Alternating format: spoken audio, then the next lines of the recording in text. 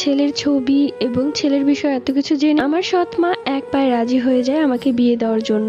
সে ভাবে আমি হয়তো অনেক সুখে থাকবো এবং আমাকে জিজ্ঞেস না করেই সে আমার একটা ছবি তাকে দিয়ে দেয়। এরপর ঘটক আমার ছবি নিয়ে সেই ছেলের বাড়িতে যায়। ছেলের নাম রিহান।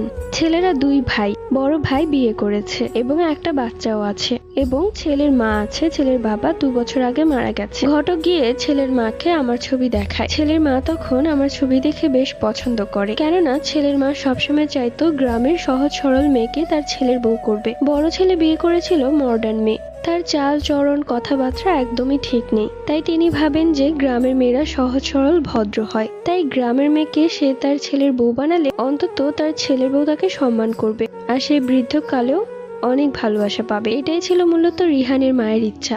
অন্যদিকে রিহান ছিল একদম উল্টোটা। তার পছন্দ মডার্ন শিক্ষিত মেয়ে, যে মেয়ের সাথে সে তাল মিলিয়ে চলতে পারে, মানে একদম তার বরাবরই হতে হবে। অপরদিকে আমি আবার উল্টোটা। আমার গায়ের রং অতটাও ফর্সা না, কিছুটা শ্যামলা। আমার চুলগুলো বেশ বড়, কখনো স্টাইল করে কাটিনি। আর কথাবার্তার দিক দিয়ে সে তো আমার গ্রামের ভাষাই ভালো লাগে। সংসারে কিনা জানি না, তবে কিছুটা পাগলি। চুপ করে থাকতে পারি না, কথা বলা আমার অভ্যাস। ছেলের মা ঘটককে বললেন তারা আমাদের বাসায় আসতে চায়। ঘটক এসে আমার মাকে জানালেন। রাতেই অবশ্য আমার মা বাবাকে বিষয়টা জানিয়েছিল। আমার বাবা তখন বলে, বড় ঘরে বিয়ে দিব, পরে যদি তারা যৌতুক চায় তখন কি করব? তখন আমার মা বলল যে যৌতুক যাবে না।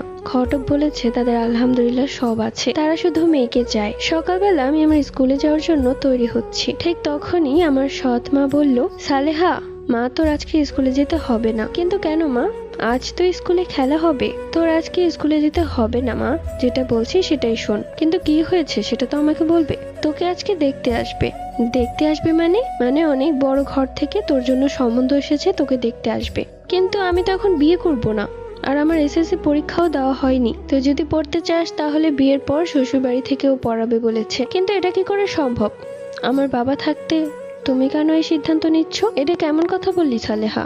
আমি মানলাম যে তোর সৎ মা, কিন্তু তাই বলে কি তোর কোনো সিদ্ধান্ত আমি নিতে পারি না? এরপর তিনি চোখ মুছতে মুছতে বাহিরে চলে গেলেন। আমি বুঝতে পারলাম যে এই কথায় সে বড় আঘাত পেয়েছে। তাই আমি তাড়াতাড়ি তার কাছে গিয়ে তাকে মানানোর চেষ্টা করলাম। মজার মজার কথা বলে তাকে হাসানোর চেষ্টা করলাম। এরপর আর স্কুলে যাওয়া হয়নি, তার কথা মতো রয়ে গেলাম। বিকেলবেলা সুন্দর শাড়ি পরে রেডি হয়ে রইলাম। তারা আমাকে দেখতে আসলো। এখানে তারা বলতে ছেলের মা এবং ছেলের বড় ভাই এসেছে। তাদেরকে নাস্তা পানি দেওয়া হলো। এরপর আমাকে ডাকা মাত্রই আমি তাদের কাছে গিয়ে সালাম দিলাম। আমি রিহানের মাকে পা ধরে সালাম করলাম। তিনি আমার আচরণে বেশ খুশি এবং আমার গাল ধরে বলতে লাগলো, তুমি খুব মিষ্টি দেখতে, আমার ছেলের সাথে তোমাকে বেশ মানাবে। অথচ আমি এখনো ছেলের ছবিই দেখিনি।